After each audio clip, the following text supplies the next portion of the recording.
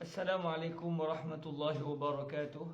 Bismillahirrahmanirrahim. Alhamdulillah wassalatu wassalamu ala al-habibil mustafa sayyidina wa maulana Muhammadir Rasulillah wa ala alihi wa itratihi wa ashabihi wa man walah, amma ba'd. Kita bersyukur pada Allah, kita bertemu lagi dalam majlis yang sahih al-Imam al-Bukhari, dan kita masih lagi belum masuk kepada hadis yang pertama. Kita masih lagi dalam proses mengenali kitab Sahih Al-Imam Al-Bukhari dan mengenali tentang bab yang pertama daripada Sahih Al-Imam Al-Bukhari, iaitulah babu kaifa kana bad'ul wahyi ila Rasulillah sallallahu alaihi wa alihi wasallam wa qaulillahi jalla zikruhu inna awhayna ilaika kama awhayna ila Nuhin wan nabiyyin min ba'dih. Para hadirin yang dirahmati Allah Subhanahu wa taala, sebelum Al-Imam Al-Bukhari mendatangkan hadis yang pertama, iaitu hadis innamal a'malu binniyat, beliau telah meletakkan hadis ini di bawah satu tajuk, iaitu tajuk yang diterjemahkan kepada bab bagaimanakah cara permulaan wahyu kepada Rasulullah sallallahu alaihi wasallam, dan bab di dalam menceritakan firman Allah Subhanahu wa taala, inna awhayna ilaika kama awhayna ila Nuhin wan nabiyyin min ba'dih. Yang bermaksud, sesungguhnya kami telah mewahyukan kepada dikau, iaitu kepada dikau wahai Nabi Muhammad, sebagaimana kami telah mewahyukan kepada Nuh dan nabi-nabi selepas daripada baginda. Kemudian barulah Al-Imam Al-Bukhari radhiyallahu taala anhu mendatangkan hadis yang pertama sekali dalam Sahih Al-Imam Al-Bukhari, yang iaitu hadis innamal a'malu binniyat. Para hadirin yang dirahmati Allah Subhanahu wa taala, dibincangkan oleh para ulama apakah maksud bab di dalam menceritakan tentang wahyu, tentang bagaimanakah wahyu diturunkan kepada baginda Nabi alaihi salatu wasalam. Lalu para ulama kita ketika menghuraikan Sahih Al-Imam Al-Bukhari, mereka akan mendatangkan perbahasan-perbahasan yang berkaitan, yang antaranya adalah apakah dia wahyu. Kerana tajuk ini iaitu tajuk di dalam membincangkan berkenaan dengan wahyu.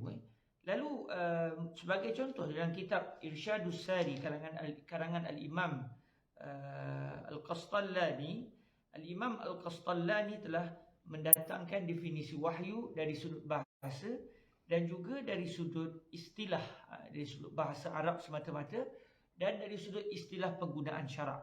Kata beliau di dalam kitab Irsyadus Sari, wal wahyu al-i'lamu fi khafa'in. Wahyu adalah pemberitahuan di dalam tersembunyi, pemberitahuan secara sembunyi.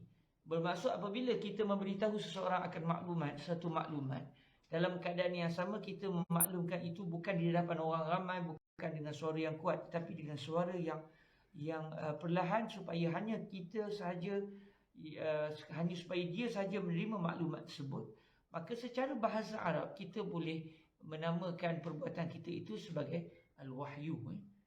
Namun ini adalah dari sudut bahasa semata-mata. Adapun dari sudut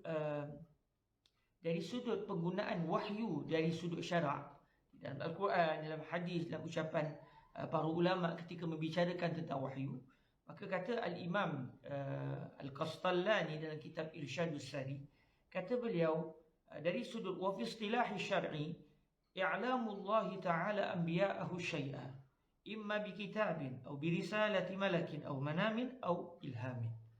Wahyu dari sudut penggunaan syariat bermaksud pemberitahuan Allah Subhanahu wa taala kepada para nabinya tentang sesuatu. Apa sahaja yang diberitahu oleh Allah kepada para nabinya, maka itu dinamakan sebagai wahyu. Sama ada dengan cara penurunan kitab, sebagaimana yang berlaku kepada Nabi Musa. Sebagai contoh, Allah menurunkan kitab Taurah seluruhnya kepada Nabi Musa AS sewaktu baginda bermunajat dengan Allah di di Gunung Tursaina. Jadi pemberitahuan dalam bentuk kitab itu, dalam bentuk tulisan itu juga dinamakan sebagai wahyu. Atau wahyu itu diberikan kepada baginda Nabi dan Nabi-Nabi sebelumnya dengan melalui perantaraan malaikat, iaitu malaikat Jibril alaihissalam. Maka itu juga dinamakan sebagai wahyu. Atau dengan sebab mimpi, sebagaimana yang berlaku kepada Nabi Allah Ibrahim alaihissalam dan juga Nabi-Nabi yang lain. Dan begitu juga wahyu juga kadang-kadang dalam bentuk ilham, iaitu ketika seseorang Nabi itu dalam keadaan jaga, tiba-tiba Allah mewahyukan ke dalam jiwanya akan sesuatu perkara, maka itu juga dinamakan sebagai wahyu. Jadi dari segi bahasa, wahyu bermaksud pemberitahuan terhadap satu perkara dalam keadaan ada unsur tersembunyi, ada unsur rahsia. Manakala wahyu dari sudut syarak adalah pemberitahuan Allah kepada para nabinya tentang sesuatu perkara, tak kiralah apa perkara dan tak kiralah apa cara perkara itu sampai kepada nabi-nabi, sama ada dengan wahyu atau dengan sebaliknya. Dan dalam Imam Al-Bukhari mendatangkan tajuk ini, beliau telah mendatangkan satu firman Allah Subhanahu wa taala yang berbunyi, inna auhayna ilaika kama auhayna ila nuhi wan nabiyina min ba'di. Setelah beliau menyatakan bahawa tajuk ini adalah satu tajuk untuk membicarakan tentang bagaimana proses penurunan wahyu kepada Rasulullah sallallahu alaihi wasallam. Bab ini juga, kata Al-Imam Al-Bukhari, adalah satu bab di dalam menafsirkan firman Allah Subhanahu wa taala, sesungguhnya kami telah wahyukan kepada anda sebagaimana kami telah mewahyukan kepada Nuh dan nabi-nabi selepas daripada baginda. Jadi kata para ulama, kenapa ayat ini didatangkan secara khusus oleh Al-Imam Al-Bukhari radhiyallahu taala anhu? Ini adalah untuk menyatakan bahawa wahyu yang diterima oleh Rasulullah sallallahu alaihi wasallam, sebenarnya proses penerimaan wahyu itu sebenarnya adalah sama dengan para nabi yang pernah diutuskan sebelum daripada baginda Nabi Muhammad sallallahu alaihi wasallam. Maknanya ada wahyu dari sudut mimpi, ada wahyu dari sudut penurunan kitab, ada wahyu dari sudut ilham, ada wahyu dari sudut kedatangan malaikat. Itu juga berlaku kepada para nabi dan para rasul sebelum kedatangan baginda Nabi Muhammad alaihi salatu wasallam. Dan menurut Al-Imam Ibn Hajar Al-Asqalani di dalam kitab beliau Fathul Bari, selain daripada tujuan ayat ini didatangkan sebagai tajuk bagi hadis yang akan kita pelajari keesokan hari biiznillah, selain ingin menyatakan bahawa wahyu sebagaimana pernah turun kepada Nabi Muhammad, ia juga pernah turun kepada para nabi sebelum baginda. Sebenarnya proses dan juga bentuk penurunan wahyu, iaitu yang mula-mula diterima oleh nabi adalah wahyu dalam bentuk mimpi, itu juga berlaku kepada para nabi dan para rasul sebelum kedatangan baginda. Kata Al-Imam Ibn Hajar Al-Asqalani, kata beliau, wa min jihati anna awwal ahwalin nabiyyin fil wahyi birru'ya kama rawahu Abu Nu'aim fi ad-dalail bi isnadin hasan an Alqamah bin Qais sahib Ibn Mas'ud qala inna awwala ma yu'ta bihi al-anbiya fil manami hatta tahda'a qulubuhum thumma yanzilul wahyu ba'du fil yaqazah. Kata Al-Imam Ibn Hajar Al-Asqalani, Al-Imam Abu Nu'aim telah meriwayatkan di dalam kitab beliau Ad-Dalail dengan sanad yang hasan daripada Alqamah bin Qais yang merupakan murid kepada Sayyidina Abdullah bin Mas'ud. Kata Alqamah bin Qais, sesungguhnya yang mula-mula akan didatangi kepada para nabi adalah di dalam mimpi. Maknanya wahyu yang mula-mula diterima oleh para nabi bukan terus bertemu dengan malaikat Jibril, sebaliknya akan datang mimpi-mimpi yang benar, sehinggalah kata Alqamah ibnu Qais,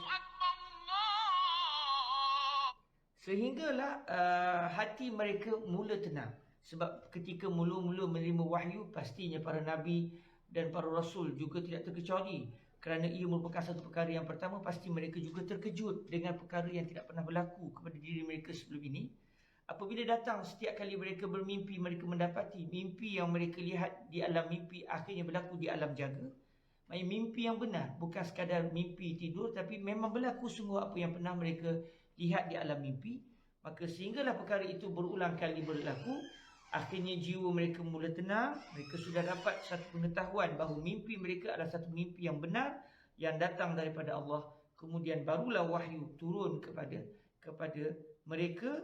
Selepas itu dalam bentuk mereka jaga, bukan dalam keadaan mimpi. Dan selain daripada itu juga disentuh oleh Al-Imam Al-Qastallani dalam kitab Irsyadus Sari. Disebut apa hikmah Allah Subhanahu Wa Taala di dalam ayat inna awhayna ilaika kama awhayna ila nuhin wan nabiyyin min ba'dih. Kenapa disebut tentang Nabi Nuh dan nabi-nabi sebelum baginda? Maafkan saya, Nabi Nuh dan nabi-nabi selepas baginda. Kenapa tak disebut tentang Nabi Adam? Kenapa tak disebut tentang Nabi Idris dalam ayat ini? Sebaliknya disebut terus tentang Nabi Nuh alaihi salam. Maka di sana ada pelbagai pandangan. Antaranya ada yang mengatakan ianya disebut Nabi Nuh secara khusus kerana baginda adalah Nabi yang mula-mula menjadi Nabi Ulul Azmi, Nabi yang menerima ujian paling hebat. Dan ada juga pandangan mengatakan ini kerana baginda adalah merupakan Nabi yang mula-mula diutuskan kepada kaum baginda dan berlaku penentangan. Kerana Nabi-Nabi sebelumnya tidak berlaku penentangan. Ini sebahagian pandangan yang disebut oleh para ulama kita. Ia tidak bermaksud Nabi Adam, Nabi Idris itu bukan Nabi. Sebaliknya Nabi Adam dan Nabi Idris juga adalah merupakan seorang Rasul alaihimussalatu wassalam. Dan insyaAllah keesokan hari kita akan masuk ke hadis yang pertama biiznillahi subhanahu wa ta'ala. Hadis bicara tentang niat. Moga-moga Allah mengikhlaskan hati kita di dalam mempelajari Sahih Al-Imam Al-Bukhari. Terima kasih. Aqulu qawli hadza wa astaghfirullah li wa lakum. Assalamualaikum warahmatullahi wabarakatuh.